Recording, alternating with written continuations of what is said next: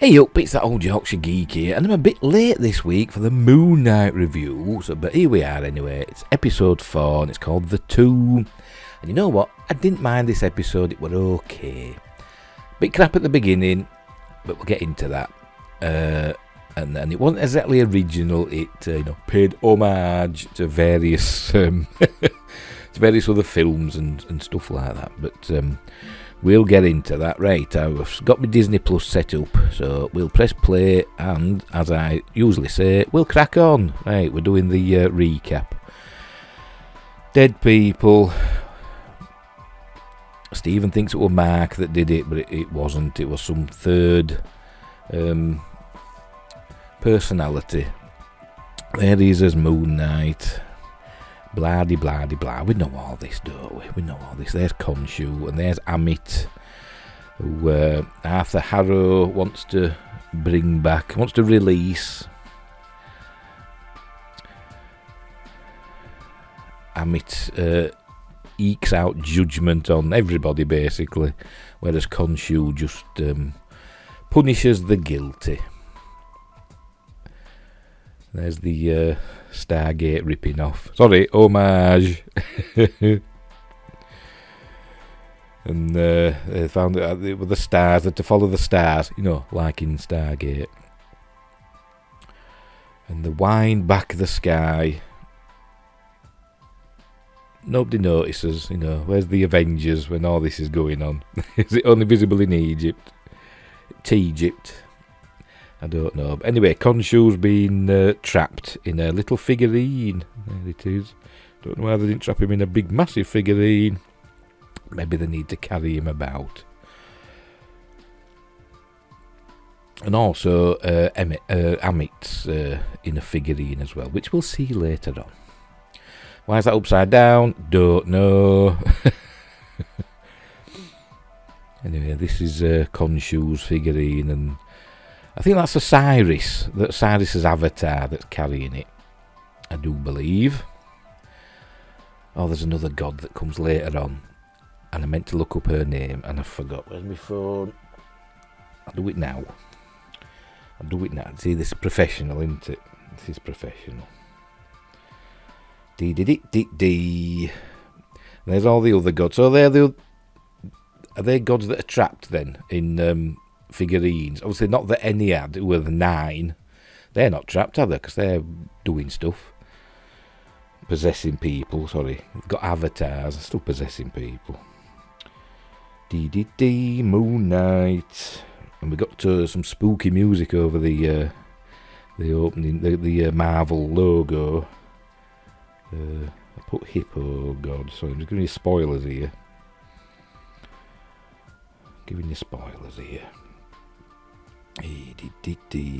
Towerette, that's it, Towerette. That's who we're going to see later on, but I will let you know when we get to that bit. Right, there's a scarab beetle, aka a dung beetle. Right, she's saying, Stephen, wake up. For some reason he's knocked out. Maybe it was when Khonshu were trapped. I presume the sky has gone back to normal now. It didn't show us it going back to normal. They wound it back, and I presume they put it back to normal. I'm not assuming, because assume makes an ass out of you and me. Anyway, they're getting shot at by somebody. It's is it I don't know what it was. Was it a Toyota Hilux? I don't know. One of them indestructible things. Anyway, for some reason they don't really see her. They don't pay much attention. And the blind, as incompetent henchman here in this truck with a big massive machine gun on the back. The waving the bloody torch about. She's been all, stunning and brave. While our hero is knocked out on the floor. Someone didn't run over him.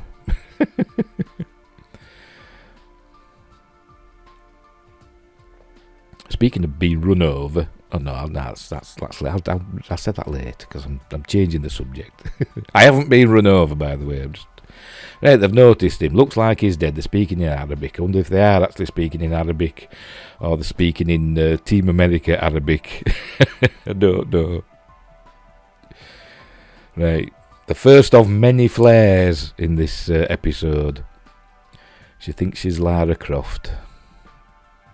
I actually literally think she's Lara. I think she thinks she's literally Lara Croft. Blah blah blah. Gun cocking. Sorry, the word cocking. I find amusing.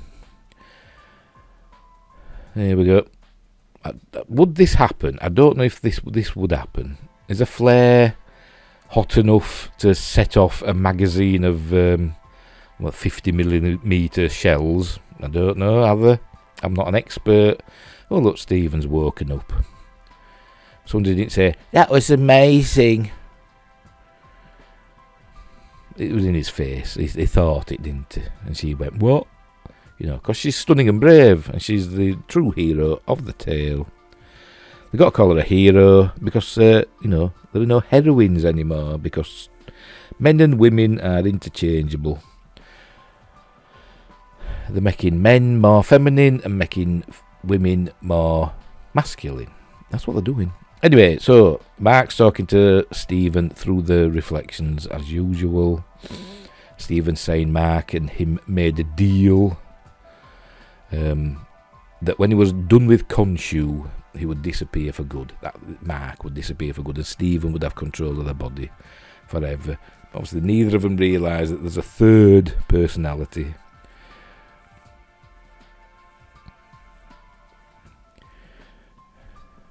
Anyway, she's banging on about how, they should have told her. But she wanted to divorce him last week. She hadn't seen him for months and months, and she was all worried about him. And then she gets some divorce papers out. Yeah, because that's, sort of thing you do, isn't it? When you're concerned about somebody. I suppose you can not be in love with somebody, but still worry, I suppose. I know that from bitter experience. But anyway, right, they've arrived somewhere. They've got to walk from now on. Now, the walk through here, I was expecting them to come across Petra, the temples and tombs of Petra, but they don't.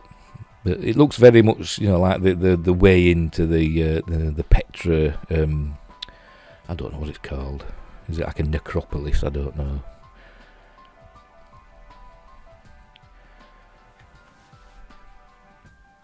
Or is it Beggar's Canyon? Anakin and Sebulba come bombing past in a minute. No, they won't. That Black Phillip. Watch out. See, they just end up just in the middle of nowhere. No Petra. I bet they did originally. They cut it out. So they thought, that's a bit... Petra's been in everything. It was in Indiana Jones and The Last Crusade, wasn't it? And then everything. And Sinbad and the Eye of the Tiger. And it's been everywhere as Petra. Anyway, they've come across Harrow's camp. And there's nobody about, apart from a couple of camels. So they go rooting about for some... there's the entrance. So they go rooting about for supplies and stuff. Because they've just been walking across the desert for an indeterminate period of time. But they seem fine. That's empty. They find a torch. Sorry, a flashlight. Apologise, my transatlantic cousins. Another torch, and blinds himself because he's incompetent.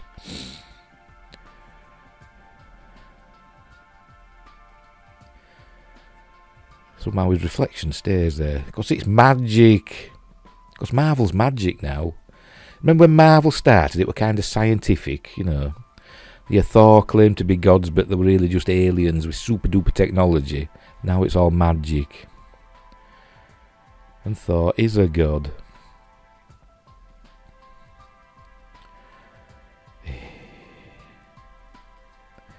He's see, Mark's asking him if he's in love with Layla, and he's not he's not letting on, but he is, and she's in love with him. We know this. She's got some more flares. Look, because she likes the flares in this episode. Look, she's got plenty. And you take the others as well, Flower. She's going to need them. Ooh, there's blood. Look, blood on the floor, and some sort of I don't know what that is. What is that? Some sort of implement. Who's been killed? He don't actually say, to be honest. I mean, things happen when they get inside the tomb. You think fair enough, but they're outside here, aren't they? In the daylight and stuff. Maybe it happened at night. I don't know. Here we go. Touching moment. Look, he don't want to kiss her. Oh, Mark, time to protect you from Khonshu. Oh, he spills his guts to her, says that Mark told him that Khonshu wants her for his avatar. You know, because she's stunning and brave.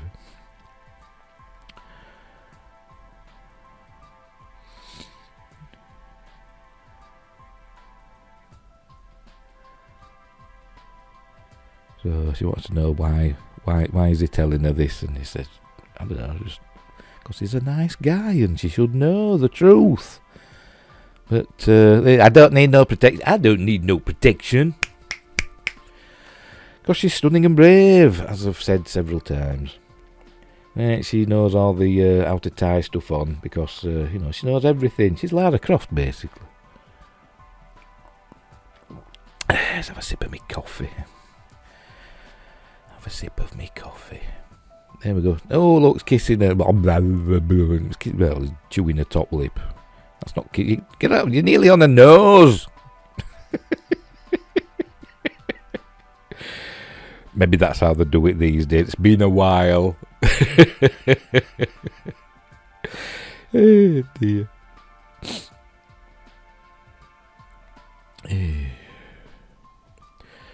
Right. She's gonna abseil down into this tomb. And for some reason, Mark hits himself here. Or Stephen. Is it Mark that hits him? I don't know. Takes up there we go. Hits himself in the nose. Obviously, Mark can control his body parts on occasion. Without, taking over his whole body. How bizarre. I suppose it's comedy, isn't it? Having somebody punch themselves in the nose. At least he's not doing a Black Widow and smashing her nose in on the desk. Oh, that was terrible, that. Right, they're down in the tomb and there's big statues. And obviously Stephen's impressed because he's into all this stuff. But for some reason he doesn't know something in a minute. I'll point it out. He's an expert on Egypt, on Egypt. So he knows that these statues were put there to be to guard the tomb. He sees what she's just done, even though it looks nothing like what she just did. And she says it's for her father. He would have loved to be here. Obviously, Stephen doesn't know. Don't know her father. It's Mark, isn't it, that knows about it. But Stephen doesn't.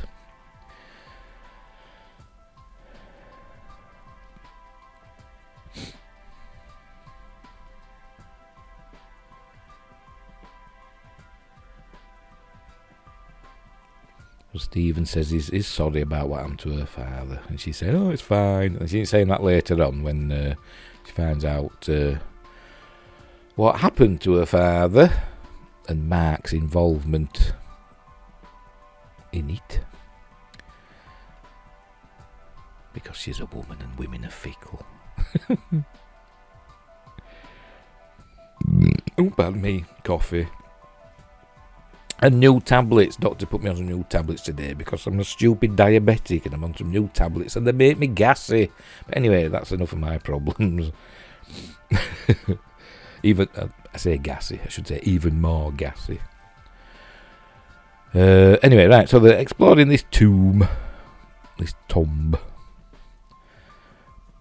or as the beer mat in Luxor once told us when I went there, temples with a P, and no, tembles with a B, and tomps with a P.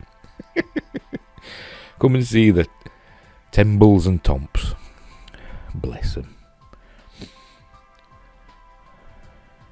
Right, so he draws the Eye of Horus on this, and it's for some reason reflects up on the ceiling. You're watching.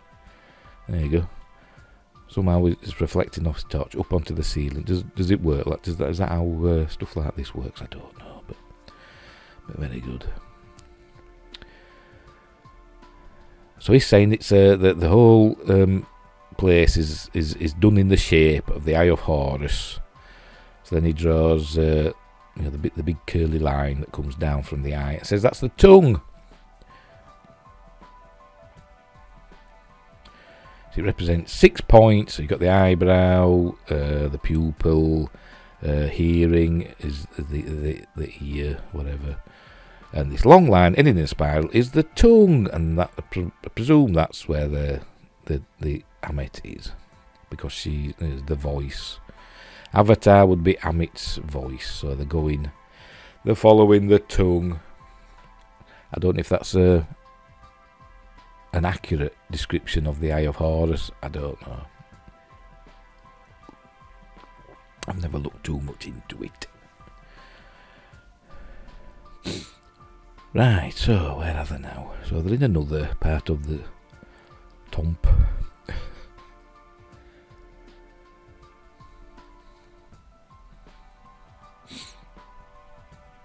And obviously this isn't a super ancient Egyptian tomb. It's not like from the the Pyramid Age. It's more recent. It's about 2,300 years old. It's from about 300-ish BC, rather than thousands of years BC. We know that because of the mummy that we find later on. Anyway, they found this stone table with blood and chunks of meat on. It's quite gruesome actually for Disney and stuff, isn't it? I suppose, but it does actually get quite scary in a few minutes. It's very well done. There's a trail of blood. Oh, look, skeletons. By the way, those little jars on the floor with the heads there, canopic jars where the organs of the mummy would be placed and interred with the mummy. Don't know why they did that. Well, I do, because they would want to preserve the body, and the internal organs would decay and rot, and so they took all the internal organs out and basically filled it with that sawdust and stuff, didn't they? And all that jazz to help preserve it. But they kept the internal organs when the pharaoh or whoever the mummy was resurrected. He'd need his internal organs. Anyway, so there's another part here that he's climbed up. Oh, look, a hand. Is it a real hand or is it a glove? I don't know.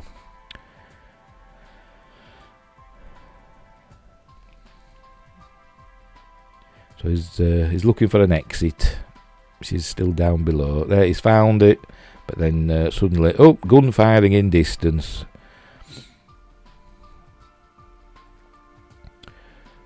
So what they're shooting at?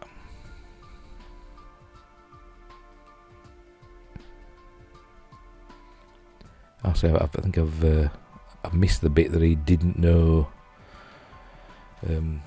about this essentially. Is that the in quotes detective? Is it Fitzgerald or Kennedy? I can't remember which one was which. Anyway, this is like an undead servant of Amit. One of the priests that were buried with her. I don't know why he's alive. I presume it's a he. I'm not going to say they. It's a he. Don't know why he's alive. Doesn't explain that. But obviously, this is it's an homage in it to the mummy. Anyway, look, he's taking this fella's guts out and plopping them in canopic jars. Why? Don't know. Is it like because it's what he did before, he's just doing it. Obviously, this isn't a pharaoh that he's doing it with. It's just a victim. Anyway, it's kind of creepy. Anyway, she's hiding. And this mummy creature, priest, is that Stephen didn't know about. You know, she's tells him the name, and then he doesn't. There's something he doesn't know, but whatever. Anyway, it's like clicking and stuff, as though it's you know, I know that's a creepy sound, but is it like the clickers from The Last of Us? Is it using it as a like echolocation? I don't know, but anyway, it seems to notice Stephen, and he's like, "Oh, crikey!" It is quite well done. It is quite creepy, I must admit. Good horror segment. Anyway, she distracts it. There we go. She legs it. It notices her, goes after her. And then he says he squashed it. Didn't actually see it. I never noticed it get squashed under that stuff. But he just says, I squished it. Did he? Dunno. Because I didn't see it happen. I just saw the table fall. I didn't see any squishing going on. Right, so she's next to a bottomless pit. There we go, another flare out. Psh. That's something I've never actually used, is a flare. I mean, I'm bad enough with sparklers on bonfire night. I'm like terrified of them. Oh, get away from me. So I don't know how big with a flare. I'm a big girl's blouse. Anyway, so she's making her way across, and this is like if they do a video game of Moon Knight, this will be one of the levels. With the crumbly floor. A crumbly ledge. Get across quick. Got to press whatever circle or X to go a little bit faster. Repeatedly. Because she's Lara Croft. Tomb Raider. We get a bit of that later on. Not Tomb Raider, but there's something... I forgot what they call it. Tomb Busters or something. No, that don't sound right. We'll see anyway. I'm not kidding. Anyway, she just makes it across there before the ledge collapses, and then through the this gap here, we see something flit past. There we go. Is that another one of the... oh, look, a creepy hand. Like Scooby-Doo.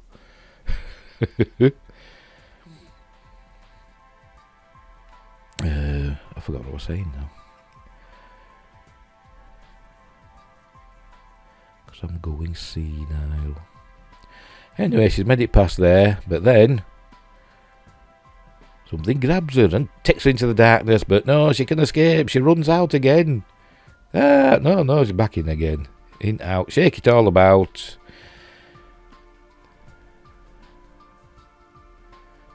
And then, I don't know, somehow she broke its hand off.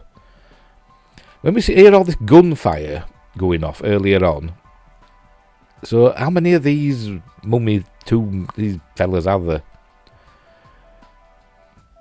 I don't know. Is the gunfire killing them, or are they impervious to gunfire? They're not impervious to her breaking an arm off, or doing what she does in a moment.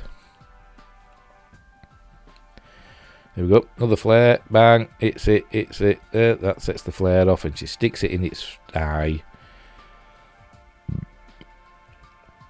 And off it goes. Don't worry, she's safe. Body thuds? I thought it were bottomless. Look at that finger strength there. Look at that. Oh, she's strong and stunning and brave. Because, you know, obviously she's good at, I bet she does that wall climbing, you know, like mountain climbing, but free climbing, I bet with all the little nooks and crannies, she's done the fake walls and stuff. I bet she does all that in her spare time. Bet she does, because she looks limber. She does.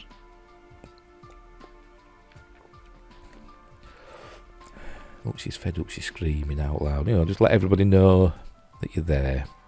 Oh look, there's Arthur Harrow from t'other side of the bottomless pit. In quotes. There he is. Then Stephen. Oh my days. Bless him. Oh, he's found Amit's tomb. No, he hasn't. Yes, he has. Yes, he has. Yes, Amit's resting place. It's not Amit's tomb. So he's saying it's got to be one of the big ones, Nefertiti or something like that. But it's obviously from somebody much later.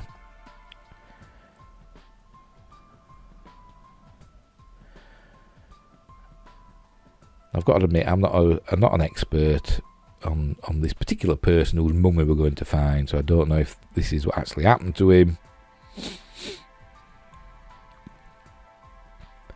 I should have done some research. Anyway, he sees this writing, he says Macedonian. I don't know, was that Greek? Ancient Greek, wasn't it? Macedonian. It was part of ancient Greece, wasn't it? Sort of. So why does he say Macedonian? Maybe there's a difference. So, looking at the long-lost tomb of Alexander the Great. Sorry, that's an Iron Maiden song. There we go. That looks nothing like Colin Farrell. Who played Alexander the Great in the film by Oliver North. Not Oliver North. Oliver, what's his face? The director, him. Platoon chap. Oliver North. He was that colonel, wasn't he? Anyway, Arthur Harrow calls her my little scarab. Isn't that what your father used to call you? Abdullah El Fawli. One of Egypt's most unique archaeologists. So obviously Arthur knows all about her dad. So I bet he had him. It was his people that probably killed him.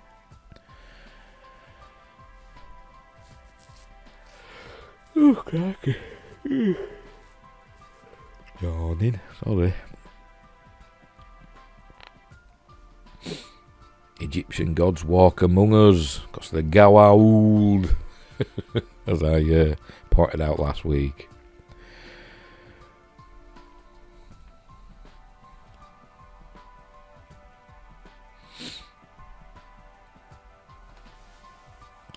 Anyway, he's on about how they use people, the gods, that her husband is in agony because of what Khonshu's doing to him. I've started this and again. I've not noticed. Oh, we're still going. Yes, we are recording. Sorry, I do apologise. Very unprofessional, aren't I? Where were we? Right, so he's going to open Alexander the Great to Alexander the Great. His tomb. Not his tomb, his sarcophagus. We'll see Alexander's mummy inside. I don't know if Alexander the Great was interred as an Egyptian, in the Egyptian way, I don't know. I know he liked Egypt, but I don't know, because he built Alexandria, didn't he, the city, founded it in Egypt, but he founded a few Alexandrias, didn't he, wherever he went. I think he basically, wherever he conquered, he built a city called Alexandria, didn't he, more or less. Anyway.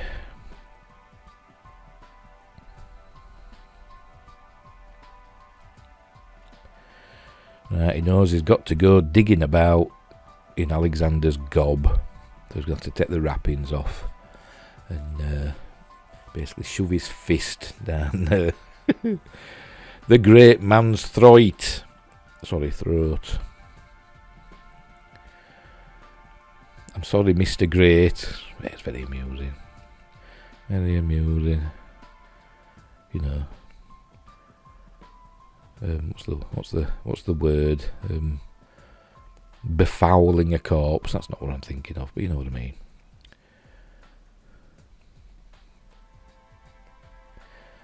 That's it. Get in there, reach in there, buddy. Tell you. A Marvel humour. It gets a bit much sometimes, doesn't it, to be honest? I won't be sitting there. I don't know how people can do that, sit on ledges. You see these pictures of photos of these workers doing sitting on girders and stuff, where they're building skyscrapers in the 1920s and 1930s, and I'm like, oh, it makes me all tingly.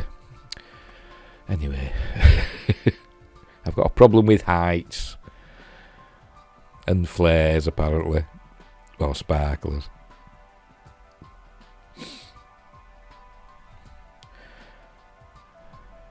Anyway, he's suggesting that he were there when her dad died, I think.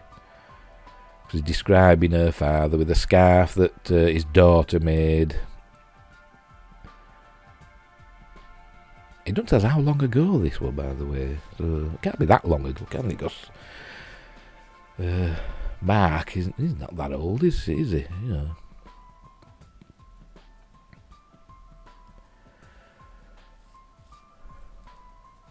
Anyway, she sods off.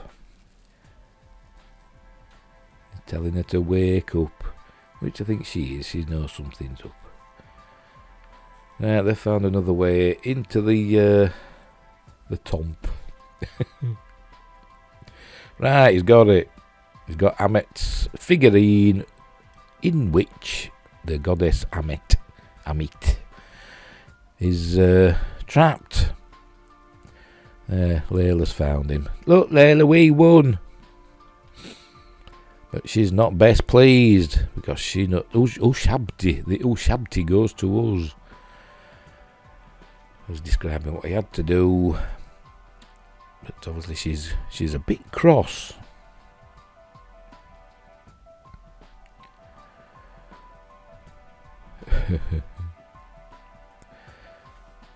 So she wants to know what happened to her father. And Mark suddenly takes over here. I mean, Stephen's been keeping him subdued. So if Mark could take over, whenever he wanted. There we go. Taking over, look. Why didn't he? Don't know. Script. Right, so now Mark's in charge of the body. So he says he'll explain.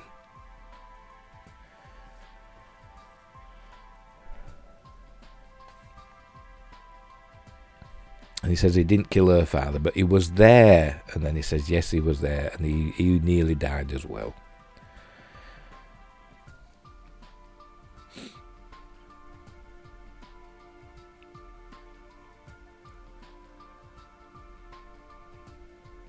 So she's asking, how did her dad die?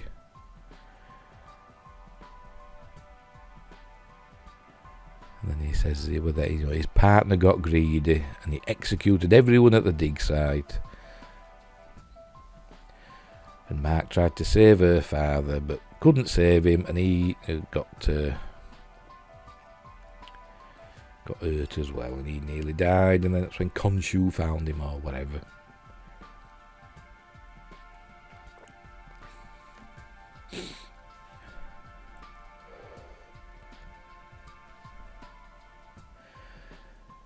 I think his partner's supposed to be... I can't remember. If you watch the reviews from people like Heavy Spoilers, they go into it. The law. And his partner's part of the comics law, I think. But I can't remember his name. Anyway, she's basically pissed off at him, because he was there, even though he tried to save her dad and he got shot. She's still angry, No pleasing some people, is there? Right, Mark's got a golden axe. That's a game, isn't it, as well? From back in the day. Don't think it'd be a very good weapon, though, is it? I mean, gold is, it's a bit soft, isn't it? You think it'd break as soon as you hit something with it, but whatever.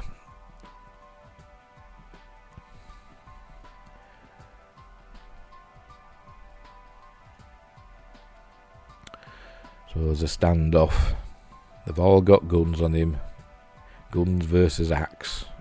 He must be an idiot.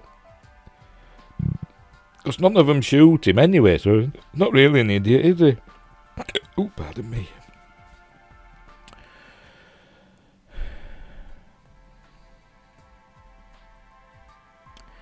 Anyway, so Arthur's saying he's got an important decision to make.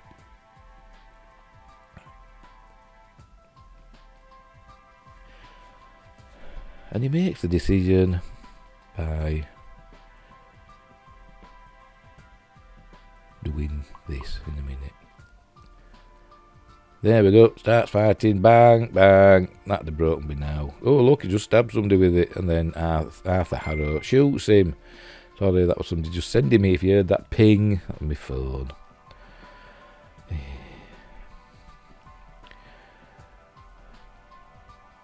And Arthur gets shot again. Bang. There, twice in the chest.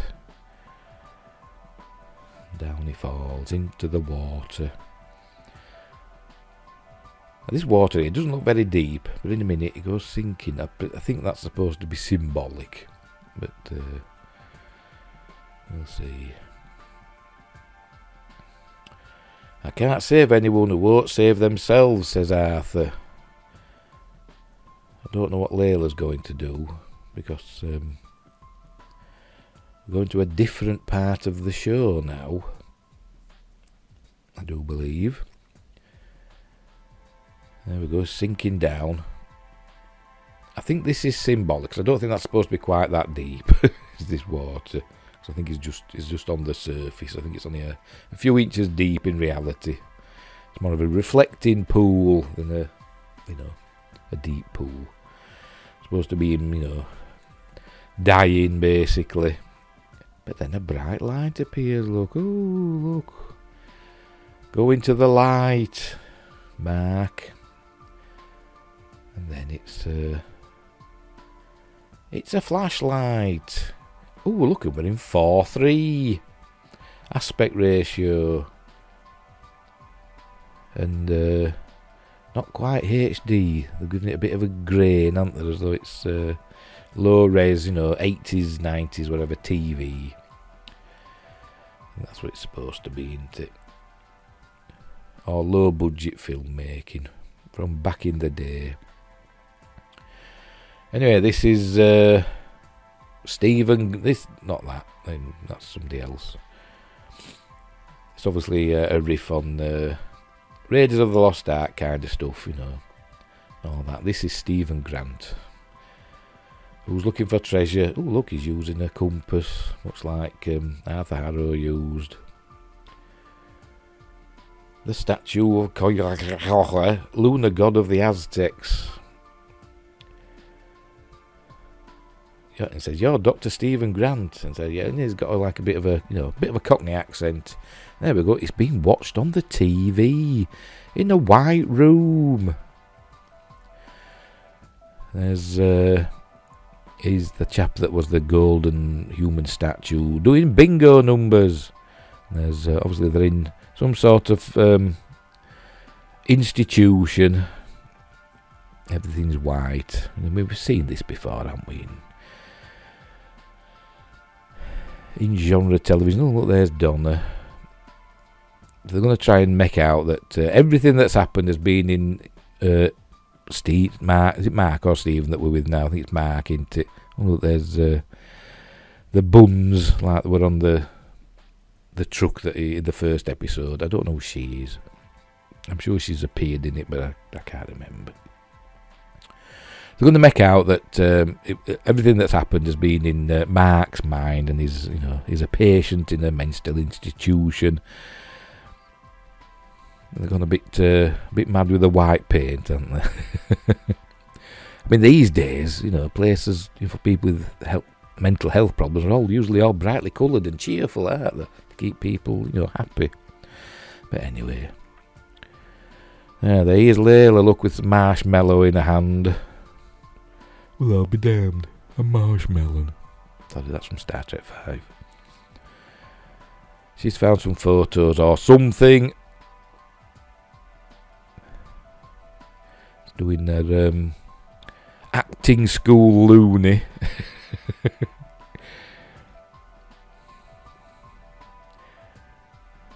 he's won the bingo, even though I don't think he won on the numbers that were called. I don't know, I wasn't paying attention.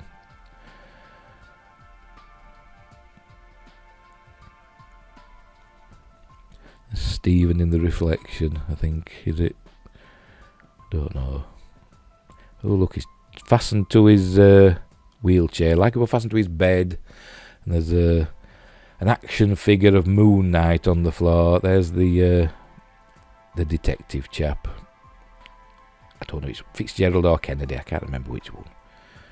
Which were which?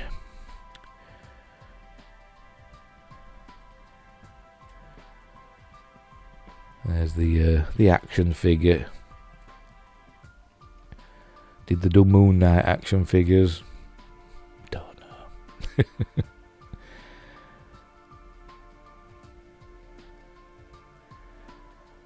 I do like Oscar Isaac though. He's a very good actor. He's got a lot of screen presence, unlike some of the actors in this series. There we go, Tomb Buster. Yeah, we're right, Tomb Buster. Obviously a riff on Tomb Raider and the other stuff that were around back in the day, like Raiders and Alan Quatermain and all that stuff. What was the one with from Wayne's World in it? What did they call that one now? Can't remember. You know what I mean.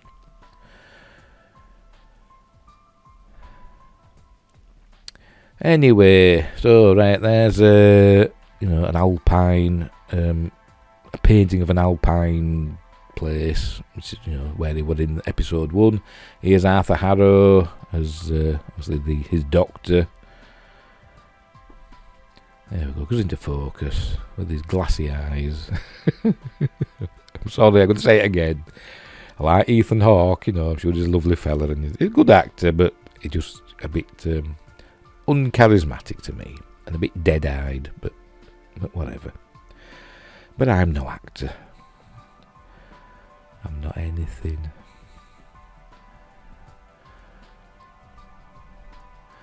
It's we don't live in a material world, we live in a psychic world. Now, is he talking literally there, or is he talking, using words of a therapist? I don't know.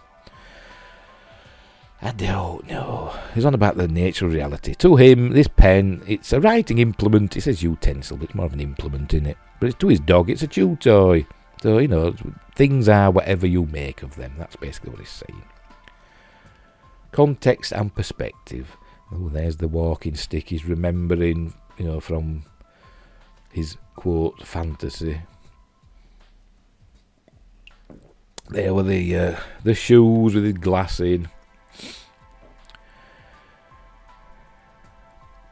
I'm sure that scat, that hanky has some significance. There's a canopic jars in the background, you notice. And the pillars, there's the pillars in there, and the broken walls are all reminiscent of the tombs that we've seen. Tombs, sorry. When I do the editing, I've got a picture of that beer mat, and I'll find it and put it on. If I remember to. There's more Egyptian statuary, and it remembers, basically. It remembers what happened. There's the Alpine town, Germany or Austria, or whatever it's supposed to be. There's a pyramidal shape, cane. Yeah, I can't help you if you don't help yourself. See, people can't be saved if they don't save themselves. That's what he said. And he says, "You shot me." He's remembering now.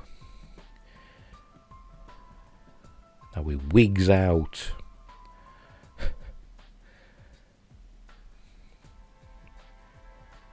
He's heavily sedated. The canopic jar in the middle had a hippo's head, and that will come into play in a bit with I forgot the name already. Have I written it? Have I got? Here we go. Taweret. We will see Taweret soon. I don't know if I'm pronouncing that properly. Anyway, he says he's the doctor and he's trying to help him. But Stephen wants to escape. But then the orderlies arrive. It's both of the detectives, Fitzgerald and Kennedy. Because it's all a conspiracy. Do you get it? JFK conspiracy. But it's in his mind. Right, so he's running through the super white corridors. And suddenly everything starts lurching. It's like it's on a ship or something. Or his mind's, lurching from side to side. So he's about to get his senses back. His marbles, so to speak. There we go. There's see a sarcophagus here. There's somebody inside trying to get out. Let me out! Let me out of the box! Let me out of the box! Here we go. No. Let me out of the box. That doesn't look very heavy, does it? That lid. And there we go. This is Stephen, I think. Yes, Stephen. So Stephen and Mark are face to face for the first time in real life. Look, they're hugging. And at least they've got somebody, that looks like Oscar Isaac from the back. Usually they get these stand-ins that look nothing like, even, from the back of the head, they look nothing like the person that they're supposed to be. But anyway. Right, so they're off. They're running. They'll go again, and they see another room, and there's another sarcophagus in this other room that's checking about. For some reason, this is upright, and this has probably got Jake Lockley in, if they are going to use Jake Lockley. But remember, there's the security guard that kept calling him Scotty, so maybe they're going to call it Scotty Lockley. I don't know, or Jake Scotty, or Scotty Jake, whatever. We shall see. Maybe. And here we go. And then behind this door, there we go. There's Taweret, Egyptian goddess. Hey! The little girl's voice. And they both scream, and that's it, the end. Sorry, I just burped then. That had two directors, did that. I wonder if one did the scary stuff and one did the funny stuff. Maybe, I don't know. I didn't actually mind that episode, to be honest. I didn't hate it. I mean, some of the episodes have been awful. But this one wasn't too bad. It was quite entertaining. Apart from when they get to the hospital part at the end, the loony bin that he's supposed to be in his mind. But that's just a personal thing. I don't like things like that. It turns me off. But the bits in the tomb with the tomb guards, priests, whatever, the undead things were quite creepy and well done. Even though it was a bit derivative, a bit like The Mummy and stuff like that. But, it wasn't a bad episode. Probably the best one since the first episode. The first episode was really good. Episodes 2 and 3 were bleh. And this episode, it was okay. Apart from the beginning, with Layla being stunning and brave. And I don't know if a flare had set off a magazine of 50 millimetre caliber shells. Not milliliter. But anyway, I don't know if that had happened. Maybe it would. Ask the Mythbusters fellas, they'll know. Or not. Right, so, yeah. So what was that, episode 4? So we've 2 episodes to go. By the way, there was no Moon Knight in this, was there? Apart from in the credits here. And in the recap at the beginning. And this little figurine. But that was it. There was no actual Moon Knight in this. Because, I'll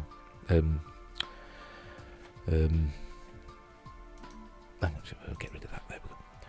Because I forgot his name now. Khonshu's is trapped in his figurine. They've got Amit's figurine, but Khonshu's figurine is it in the Great Pyramid? It's in there somewhere, isn't it? Probably. So I bet next episode he'll get out of his mind thing, or Taweret will help him. Maybe he'll become an avatar for Taweret, I don't know. Or Layla will become an avatar for Taweret. I don't know who Taweret is. I should have looked her up, but I didn't. I will do that, and when I edit it, I'll put the information on the screen. Or I'll just voice it and stick it in. Here, as promised, here is the information about Taweret. This is not from Wikipedia, it's from Marvel.com. It's a Marvel character biography. Taweret is the Egyptian goddess of childbirth. While she's the wife of Bes, the god of good luck and probability, she becomes a cohort to Sobek, the god of rivers. I think it's Sobek the crocodile-headed god. Maybe it is. As part of the Ennead, Taweret ceases aging at adulthood and cannot die by conventional means. They are resistant to conventional diseases and injury and have superhuman healing, endurance and reflexes. Only dispersal of a major portion of an Ennead's bodily molecules will cause death, and even then resurrection via other gods may be possible. And that's about it, really. So basically, she's the goddess of childbirth and god of luck and probability, which I bet that comes in.